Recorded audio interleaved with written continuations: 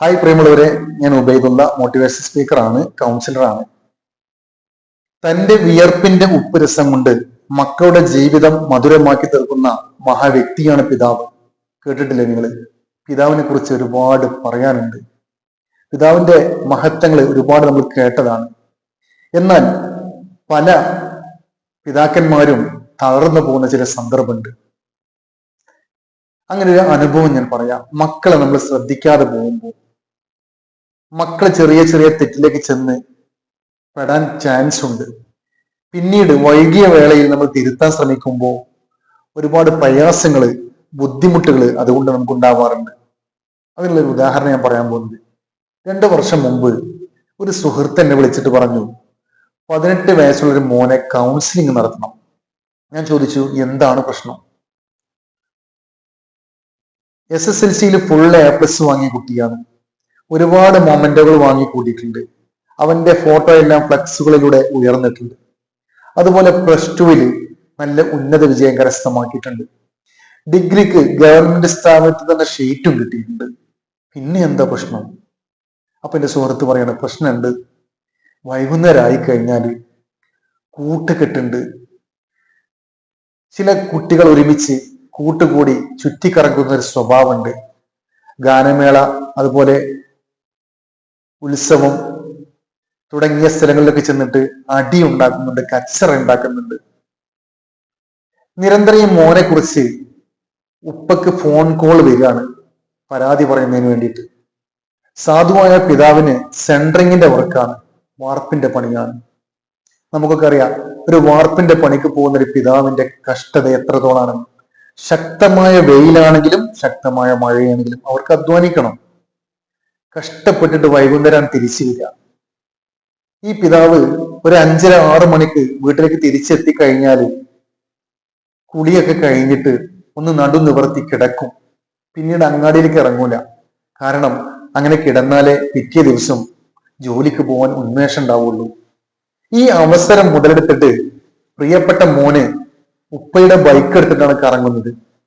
നിരന്തരം മോനെ കുറിച്ച് പരാതി കേട്ടപ്പോ സാധുവായ പിതാവ് മകൻ ചുറ്റിക്കറങ്ങാതിരിക്കാൻ വേണ്ടിയിട്ട് ബൈക്കിന്റെ പ്ലഗ് ഊരി വെച്ചു. സാധുവായ പിതാവ് ബെഡ്റൂമിൽ ചെന്ന് കിടന്നു. കുറച്ച് സമയം കഴിഞ്ഞപ്പോ ഭാര്യ വന്നിട്ടുണ്ട്, ചോദിക്കുന്നു, നിങ്ങൾ എന്തോ സാധനം ഊരി വെച്ചില്ലേ വണ്ടിയുടെ, എന്നിട്ട് മോൻ കൊണ്ടുപോയിട്ടുണ്ടല്ലോ. ആ പിതാവ് എഴുന്നേറ്റ് വന്നു നോക്കുമ്പോൾ ഷെഡിൽ വണ്ടി കാണാനില്ല, ബൈക്ക് കാണാനില്ല.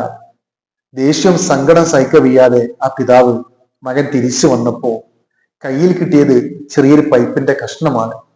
ആ കഷ്ണം കൊണ്ട് മോന് 2 കൊടുത്തു. പക്ഷേ മകൻ ചെയ്തതെന്തറിയോ? പിതാവിന്റെ പേരിൽ കേസ് കൊടുക്കാൻ വേണ്ടി പോലീസ് സ്റ്റേഷനിലേക്ക് പോയി.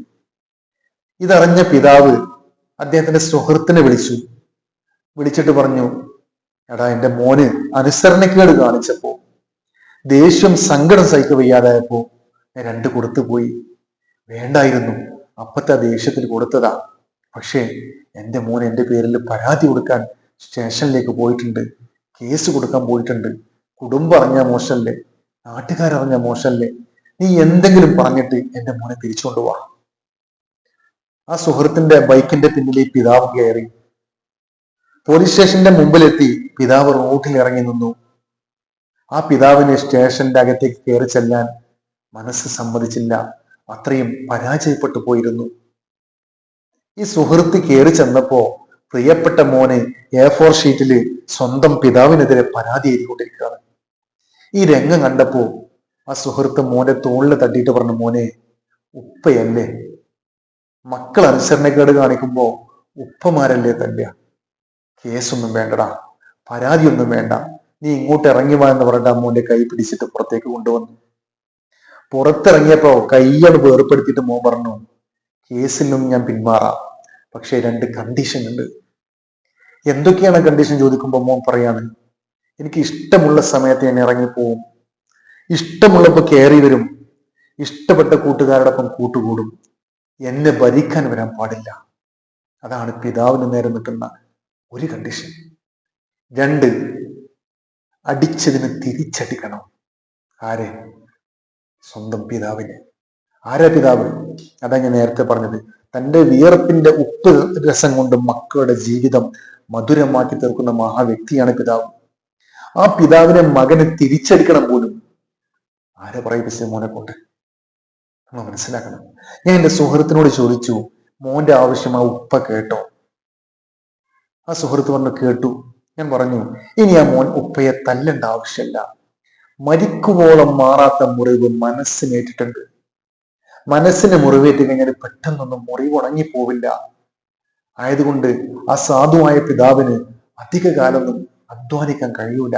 കാരണം മനസ്സിൽ ഇത്രയും ഭാരം ചുമന്നുകൊണ്ട് ഭാരപ്പെട്ട ഒരു പണിയും എടുക്കാൻ ഒരാൾക്കും കഴിയൂല. കാരണം മക്കളിൽ നിന്ന് മുറിവേറ്റി കഴിഞ്ഞത് വല്ലാത്ത വേദനയായിരിക്കും. ഞാൻ ആ മോനെ ഇരുത്തി സംസാരിച്ചു. പിതാവ് എന്താണ്, മാതാവ് എന്താണ്, അവരുടെ ത്യാഗം എന്താണ്, മോന്റെ ഇപ്പോഴത്തെ സ്ഥിതി എന്താണ്, ഈ കൂട്ടുകെട്ടിൽ തുടർന്നു പോയ മോന്റെ ഭാവി എന്താണ്, എല്ലാം മോനെ പറഞ്ഞ് മനസ്സിലാക്കി കൊടുത്തപ്പോ ആ പ്രിയപ്പെട്ട മോൻ കരഞ്ഞു. പൊട്ടിക്കരഞ്ഞിട്ട് പറയാണ്, ഞാൻ വലിച്ച കഞ്ചാവിന്റെ വീര്യത്തിൽ പറഞ്ഞു പോയതാണ്. മനസ്സിലാക്കണേ, ഇരുട്ടിന്റെ മറവിൽ മക്കളെ പുറത്തേക്ക് പോകുമ്പോ നമ്മൾ ശ്രദ്ധിച്ചില്ല എങ്കിൽ മക്കൾ തിരിച്ചു വരുമ്പോ അവരുടെ സ്വഭാവം എന്താണ്, അവരുടെ മുഖത്ത് നോക്കി മനസ്സിലാക്കാൻ കഴിയണം നമുക്ക്. ഇല്ല എങ്കിൽ ഇതുപോലെയുള്ള കെണികളിൽ നമ്മുടെ മക്കൾ അകപ്പെട്ട് കഴിഞ്ഞാൽ പിന്നീട് നമ്മൾ ശങ്കിച്ചിട്ട് ദുഃഖിച്ചിട്ട് പ്രയാസപ്പെട്ടിട്ട് കാര്യമില്ല. മനസ്സിലാക്കണേ. ഏതാനും മാസങ്ങൾ കഴിഞ്ഞപ്പോ ഞാൻ അറിഞ്ഞു, ആ സാധുവായ പിതാവിന് അറ്റാക്ക് വന്നു, ആൻജിയോപ്ലാസ്റ്റി കഴിഞ്ഞു, കിടപ്പിലാണ്, റെസ്റ്റിലാണ്. അതാണ് മനസ്സിന് മുറിവേറ്റ് കഴിഞ്ഞാൽ, അത് പ്രത്യേകിച്ച് മക്കളിൽ നിന്ന് കഷ്ടപ്പെട്ട് പോറ്റി വളർത്തി ഒരുപാട് പ്രതീക്ഷയോടെ സ്വപ്നങ്ങളോടെ വളർത്തി വലുതാക്കുന്ന മക്കള് ആ പിതാവിന് നേരെ തിരിയുമ്പോ അല്ലെങ്കിൽ മാതാവിന് നേരെ തിരിയുമ്പോ ഉച്ചത്തിൽ സംസാരിക്കുമ്പോ ആ മാതാപിതാക്കളുടെ മനസ്സിന് ആയത്തിൽ മുറിവേൽക്കും. മനസ്സിന് മുറിവേറ്റ് കഴിഞ്ഞാൽ ആദ്യം പിടികൂടുക ഹാർട്ടിനെയാണ്. ആ സാധുവായ മനുഷ്യന് ആൻജിയോപ്ലാസ്റ്റി കഴിഞ്ഞ് കിടപ്പിലാണ്. ആൻജിയോപ്ലാസ്റ്റി കഴിഞ്ഞൊരു വ്യക്തിയെ കുറിച്ച് എന്താ പിന്നീടുള്ള ജീവിതം? പിന്നീട് എന്നും മെഡിസിൻ കഴിക്കണം. അതിന് മാസത്തിൽ ഒരു വിഹിതം, അധ്വാനിക്കുന്നതിൽ നിന്നൊരു വിഹിതം മെഡിസിന് വേണ്ടി മാറ്റിവെക്കണം. എന്നാൽ പഴയതുപോലെ അധ്വാനിക്കാൻ ആരോഗ്യം, ഭാരപ്പെട്ട് പണിയെടുക്കാൻ സാഹചര്യം ആ പിതാവിന് പിന്നീട് ഉണ്ടാവില്ല. ഇതൊക്കെ ഓരോ മക്കളും ചിന്തിക്കണേ. നമ്മൾ മനസ്സിലാക്കേണ്ടത്, പൊന്നു മക്കളെ, മാതാപിതാക്കളുടെ സ്വപ്നം നിങ്ങളാണ്. അവർ നിങ്ങൾക്ക് വേണ്ടിയിട്ടാണ് ജീവിക്കുന്നത്. അവർ പ്രതീക്ഷിക്കുന്നത് നിങ്ങളിലാണ്, നിങ്ങളുടെ നല്ല ഭാവിയാണ്. ആ നല്ല ഭാവിയിലേക്ക് എത്തുന്നതിന് വേണ്ടി നല്ല നല്ല ഉപദേശ നിർദ്ദേശങ്ങൾ അവർ നിങ്ങൾക്ക് തരും. അത് വെറുപ്പിന്റെ ചിന്തയിൽ നിങ്ങൾ ഒരിക്കലും സ്വീകരിക്കരുത്. സ്നേഹത്തിന്റെ ചിന്തയിൽ നിങ്ങളത് ഉൾക്കൊള്ളുക. അങ്ങനെയാവുമ്പോൾ നിങ്ങൾക്ക് നല്ല ഭാവി ഉണ്ടാവും. സമൂഹത്തിനും കുടുംബത്തിനും ഉപകാരപ്പെടുന്ന വാഗ്ദാനങ്ങളായി തീരും. ഈ ഒരു കാര്യം എല്ലാ മക്കളും ഓർക്കണേ. മക്കളുടെ കാര്യത്തിൽ എല്ലാ മാതാപിതാക്കളും ഈ ചിന്ത വേണമെന്ന് എല്ലാവരെയും ഓർമ്മിപ്പിച്ചുകൊണ്ട് നിർത്തുന്നു. നന്ദി.